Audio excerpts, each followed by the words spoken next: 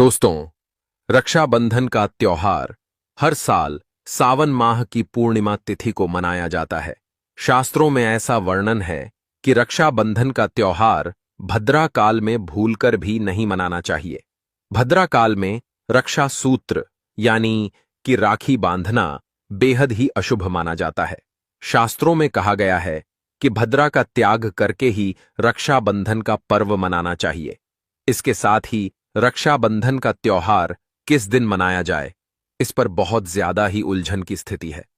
दोस्तों, इस बार कई लोगों का मानना है कि रक्षाबंधन 9 अगस्त को मनाना चाहिए और वहीं कुछ लोगों का मानना है कि 10 अगस्त को रक्षाबंधन का त्योहार मनाना शुभ रहेगा। तो ऐसे में आज हम आपको इस वीडियो में बताएंगे कि रक्षाबंधन का त्योहार किस दिन मनाया जाएगा और इसकी सही तारीख क्या है, 9 अगस्त या फिर 10 अगस्त। साथ ही आज हम आपको भद्राकाल का भी समय बताएंगे, क्योंकि इस बार रक्षाबंधन पर भद्राकाल का साया रहेगा। इसलिए राखी बांधने का शुभ मुहूर्त आपके लिए जानना अति आवश्यक है। दोस्तों, वीडियो को अंत तक जरूर देखें और आगे बढ़ने से पहले हमारे चैनल को सब्सक्राइब करके बेल आइकॉन जरूर दबाएं। तो आइए शुरू करते हैं दोस्तों। रक्षाबंधन का त्योहार भाई बहन के अटूट प्यार का प्रतीक है। इस दिन बहन अपने भाई की कलाई में रक्षा सूत्र यानी कि राखी बांधती है और उसकी लंबी उम्र की ओर स्वास्थ्य की कामना करती है, और भाई भी सदा अपनी बहन की रक्षा करने का वचन देते हैं। दोस्तों, आपको बता दें कि शास्त्रों में भद्रा काल में राखी का त्योहार मनाना अशुभ बताया गया है। इसीलिए भूलकर भी भद्रा काल में आप अपने भाई को राखी कभी न बांधे। इसके पीछे एक पौराणिक कथा भी है। ऐसा कहा जाता है कि लंकापति रावण ने अपनी बहन से भद्रा काल में ही राखी बंधवा थी और 1 वर्ष के अंदर ही उनका विनाश हो गया था। इसके अलावा भद्रा, जो कि शनिदेव की बहन है, और उन्हें ब्रह्मा जी ने श्राप दिया है कि जो भी भद्रा के समय शुभ या फिर मांगलिक कार्य करेगा, उसका परिणाम हमेशा ही अशुभ होगा। इसीलिए आप गलती से भी भद्रा के समय रक्षाबंधन का त्योहार ना मनाएं। दोस्तों, रक्षाबंधन के दिन बहनें अपने भाई की कलाइयों पर राखी बांधती है और उनकी लंबी उम्र की कामना करती है। इसीलिए इस दिन भाई बहन दोनों को स्नान आदि करके और हो सके तो नए वस्त्र पहने। लेकिन याद रहे, शुभ अवसर पर काले कपड़े न पहने। वस्त्र पहनने के बाद मिलकर भगवान की पूजा करनी चाहिए। पूजा से पहले आप पूजा की थाली अवश्य लगा लें और उसमें रोली, चंदन, अक्षत, राखी, मिठाई आदि और एक शुद्ध घी का दीपक भी जरूर रख लें। दीपक आप चाहे तो आटे का बना लें या माटी का या पीतल का, जिससे आप अपने भाई की आरती करेंगी। दोस्तों, अब आप इस पूजा की थाली को सबसे पहले भगवान को समर्पित करें और भगवान की कलाई पर पहली राखी बांधें या मंदिर में राखी चढ़ाएं। इसके बाद आप अपने भाई को पूर्व या फिर उत्तर की ओर मुख करके बैठाएं और बहन का मुख पश्चिम की ओर होना चाहिए।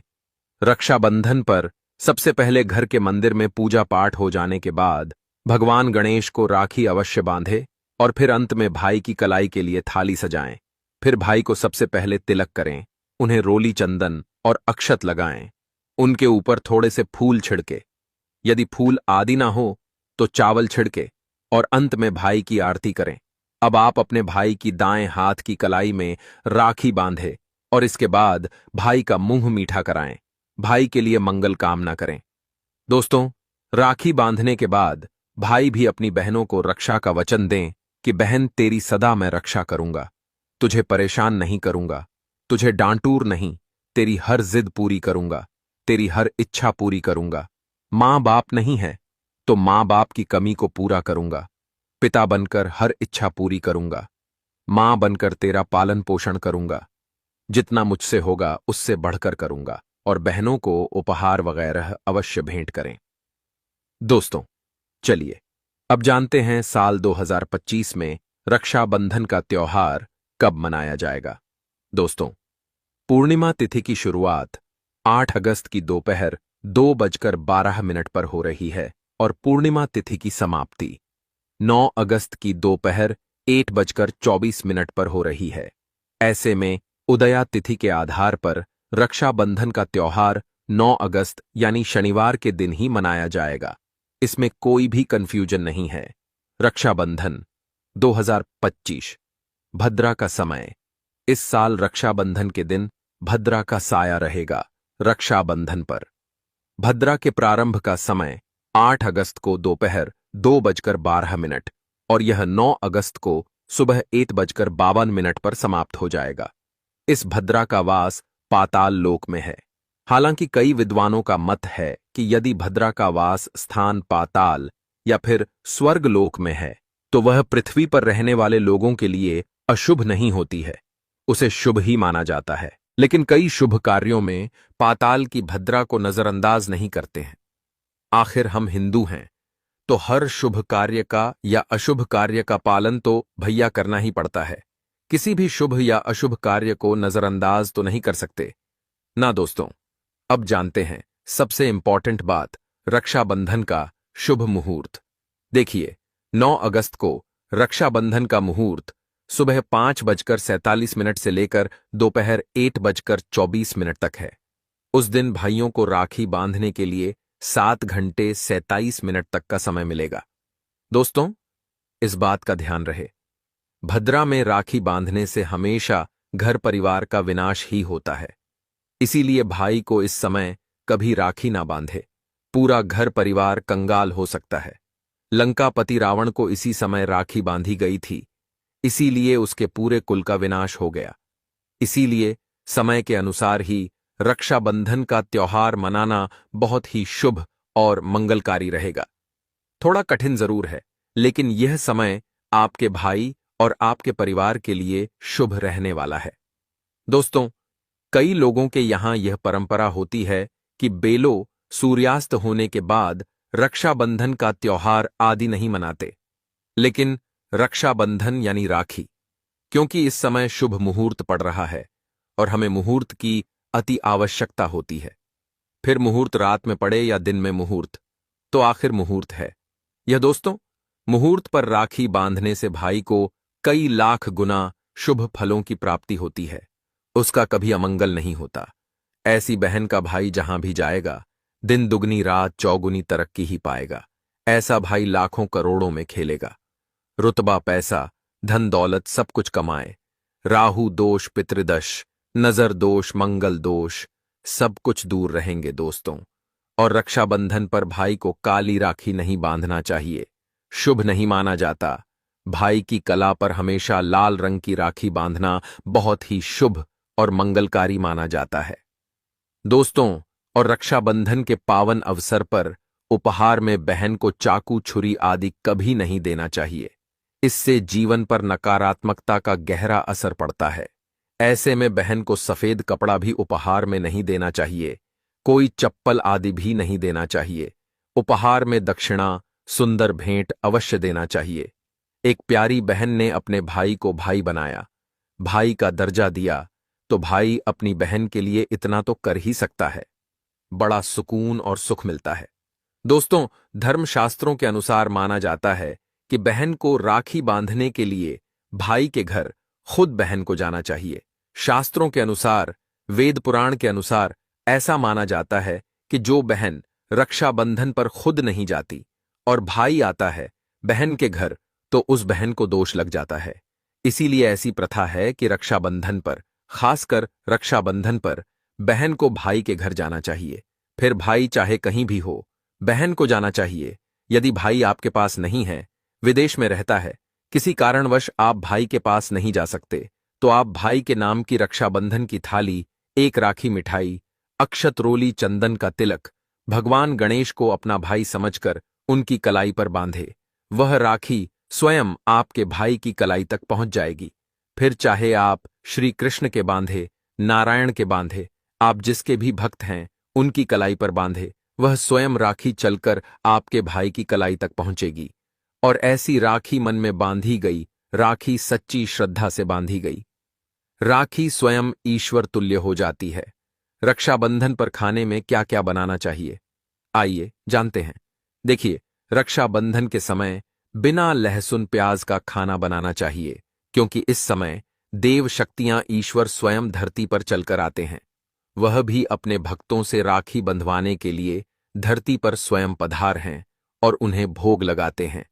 ऐसे में जो भाई होते हैं उनके अंदर साक्षात ईश्वर का उस दिन वास हो जाता है। भगवान भाई के अंदर बसते हैं।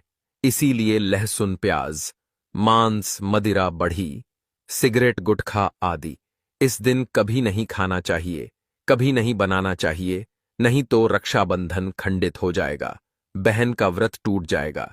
खाने में आप खीर, पूरी खीर में आप कलर भी डाल सकते हैं। मीठा हलवा, मीठी सेवयान जोर बनाएं। कुछ ना कुछ मीठा घर में अवश्य होना चाहिए, क्योंकि साक्षात भाई में भगवान इस दिन बसते हैं और बहन को ढेर सारा आशीर्वाद मिलता है। तो मीठा तो जरूर बनाना चाहिए, कुछ बनाएं या ना बनाएं, पर मीठी सेवियां जरूर बनाना चाहिए और भगवान को भोग लगाना चाहिए। उसके बाद ही रक्षाबंधन का पर्व मनाना चाहिए। बड़ा ही शुभ और अत्यंत दुर्लभ मंगलकारी माना जाता है।